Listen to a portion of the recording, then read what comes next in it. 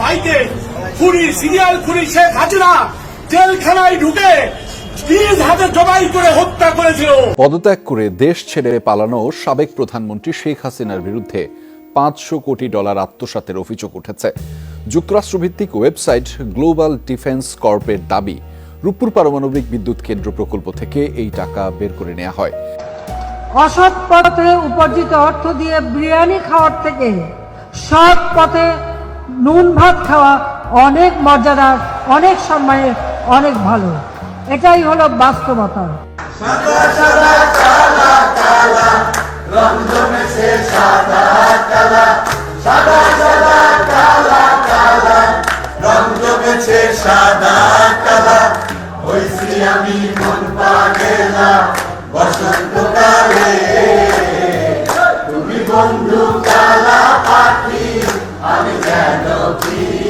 শেখ হাসিনা বাংলাদেশে এখন পর্যন্ত যতগুলো সরকার প্রধান হয়েছে তার মধ্যে সবচেয়ে স্বৈরাচারী শাসক হলেন এই শেখ হাসিনা। সাথে দুর্নীতি তো আছেই। রূপপুর পারমাণবিক বিদ্যুৎ কেন্দ্র থেকেই শুধু মেরেছেন $500 কোটি, অর্থাৎ 60,000 কোটি টাকার মতো। এছাড়াও পদ্মা সেতু কিংবা মেট্রো রেলের মতো আছে বড় প্রজেক্ট, সেখান থেকে কত না জানি টাকা হাতিয়ে নিয়েছেন। এবার দেখা যাক হত্যা মামলা।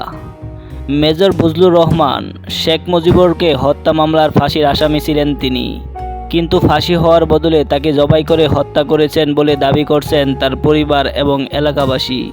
দেলোয়ার হোসেন সাঈদীকে রাজাকার বানিয়ে যাবজ্জীবন কারাদণ্ড দিয়েছিলেন এই হাসিনা সরকার। এছাড়াও আয়নাঘরের মাঝে কত না হাজারো মানুষ মারা গেছে, কিন্তু শেষ সময়ে এসে ছাত্র আন্দোলনের কাছে ধরা খেয়ে গেলেন হাসিনা সরকার।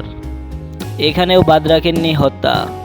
জাতিসংঘের রিপোর্ট অনুযায়ী 650 জন ছাত্র এবং সাধারণ মানুষকে হত্যা করেছেন তিনি, কিন্তু ছাত্রদের চাপের মুখে শেষ পর্যন্ত 5 আগস্ট ক্ষমতা ছেড়ে পালিয়ে যেতে বাধ্য হয় হাসিনা। পালিয়ে যাওয়ার পর একের পর এক হচ্ছে তার বিপক্ষে মামলা। চলুন দেখে নেওয়া যাক এখন পর্যন্ত কতটি মামলা খেলেন সাবেক এই প্রধানমন্ত্রী। প্রথমেই নাম্বার 1-এ আছে 11 বছর আগে রাজধানীর মতিঝিলের শাপলা চত্বরে হেফাজত ইসলামের সমাবেশে গণহত্যা অভিযোগে সাবেক প্রধানমন্ত্রী শেখ হাসিনা সহ 34 জনের বিরুদ্ধে মামলা হয়েছে। ঢাকার মুখ্য মহানগর হাকিম মোহাম্মদ জাকির আল ফারাবীর আদালতে এই মামলার আবেদন করেন বাংলাদেশ পিপলস পার্টির চেয়ারম্যান বাবুল সরদার চাহারি। নাম্বার 2-এ আছে কোটা সংস্কার আন্দোলনে পুরান ঢাকার কবি নজরুল সরকারি কলেজ এবং সরকারি শহীদ সোহরাওয়ার্দী কলেজের 2 শিক্ষার্থী হত্যার অভিযোগে সাবেক প্রধানমন্ত্রী শেখ হাসিনা সহ 12 জনের বিরুদ্ধে মামলা করেন সুপ্রিম কোর্টের আইনজীবী নাসরিন বেগম। নাম্বার 3-এ আছে নারায়ণগঞ্জ হত্যা মামলা। সাবেক প্রধানমন্ত্রী শেখ হাসিনা ক্ষমতাচ্যুত হওয়ার দিন 5 আগস্ট শহরের চাষারা এলাকায় আবুল হাসান সজন নামের যুবক গুলিবিদ্ধ হয়ে নিহতের ঘটনায় এই হত্যা মামলা করা হয়। নিহত স্বজনের বড় ভাই আবুল বাশার অনেক বাদী হয়ে এই মামলা করেন। নাম্বার 4-এ আছে রংপুর হত্যা মামলা। কোটা সংস্কারের আন্দোলনে পুলিশের গুলিতে শিক্ষার্থী আবদুল্লাহ আল তাহির নিহতের ঘটনায় এই হত্যা মামলাটি হয়েছে। সাবেক প্রধানমন্ত্রী শেখ হাসিনা ও আওয়ামী লীগের সাধারণ সম্পাদক ওবায়দুল কাদের সহ 40 জনকে আসামি করে এই মামলা করেন নিহতের বাবা আব্দুর রহমান। নাম্বার 5-এ আছে রংপুরে আন্দোলনের সময় পুলিশের গুলিতে ফল ব্যবসায়ী মেরাজুল ইসলাম নিহতের ঘটনায় আরও একটি হত্যা মামলা করা হয়। এই মামলাটি করেন নিহত মেরাজুল ইসলামের মা আম্বিয়া খাতুন। এছাড়াও নাটোরে আরও একটি হত্যা মামলা হয় শেখ হাসিনার বিপক্ষে। সরকার পতনের একদিন আগে 4 আগস্ট ইয়াসিন ইসলাম নামের এক কিশোরকে ঘরে আটকে রেখে পুড়িয়ে হত্যার অভিযোগে এই মামলা করা হয়েছে। সাবেক প্রধানমন্ত্রী শেখ হাসিনা ও নাটোর 2 আসনের সাবেক সংসদ সদস্য শফিকুল ইসলাম সহ 111 জনকে আসামি করা হয়েছে এই মামলায়। 7 নম্বর মামলাটি করা হয় জয়পুরহাটে। কোটা সংস্কার আন্দোলনে গুলিতে কলেজ ছাত্র নজিবুল সরকার নিহতের ঘটনায় হত্যার অভিযোগ এনে এই মামলা করা হয়েছে। নজিবুলের বাবা মজিদুল সরকার বাদী হয়ে জয়পুরহাট মুখ্য বিচারক হাকিম আদালতে এই মামলা করেন।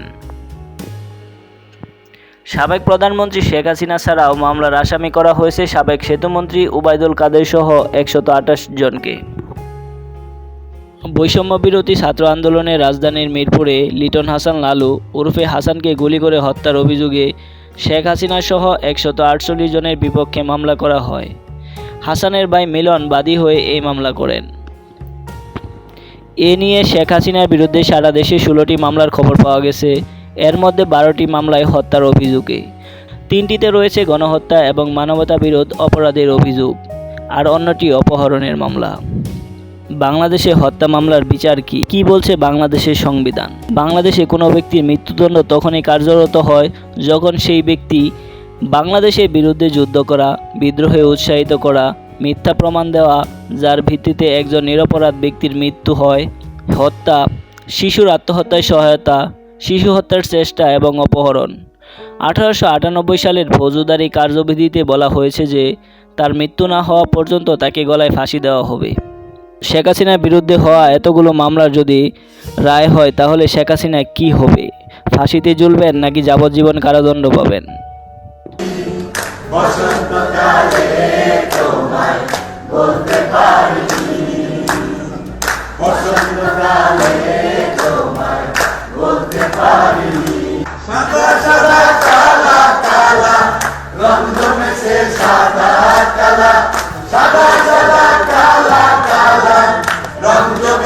সাদা কালা হইছি আমি মন পাগেলা বসন্তকালে, তুমি বন্ধু কালা পাখি আমি যেন কি বসন্তকালে তোমায় বলতে পারিনি, বসন্তকালে তোমায় বলতে পারিনি।